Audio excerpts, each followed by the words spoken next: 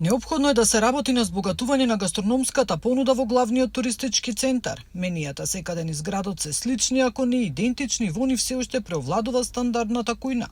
Проблемот според познавачите е слабиот интерес кај сопствениците за нешто ново, модерно и креативно во подготувањето на храната. Социјализмот беше како систем добар, меѓутоа направи да бидеме некако равнодушни и да не ја изразуваме нашата креативност.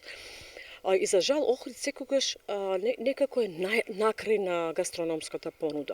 Многу луѓе кои што ќе додат апсолутно се жалат на гастрономската понуда, бидејќи ниту имаме добар ресторан за риба, имаме, меѓутоа тоа не зборувам за високи стандарди, бидејќи сега визерот ги поврза луѓето и тие многу патуваат, имаат многу искуства и споредуваат.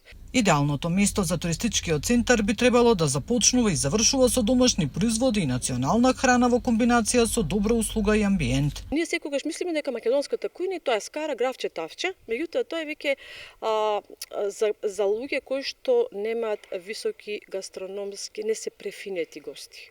Знаете, тие сакат да јадат, а иначе ако зборуваме за префинети гости кои што бараат гастрономско доживување, тогаш тоа значи креирање првично на добра, вкусна храна, меѓутоа и комплетната атмосфера. Тоа значи звукот, музиката, како мирисаат, што гледаат, каква музика му пуштате, како е презентирана самата храна, дали некој ќе му објасни за јадењето нешто што од каде е потеклото. Добрите познавачи посочуваат дека иако има дел од рестораните кои нудат автентичност во кујната, сепак мора да има подобрување на гастрономската понуда и институционално да се поработи на создавање доциран кадар и подигнување на професијата на едно повисоко ниво.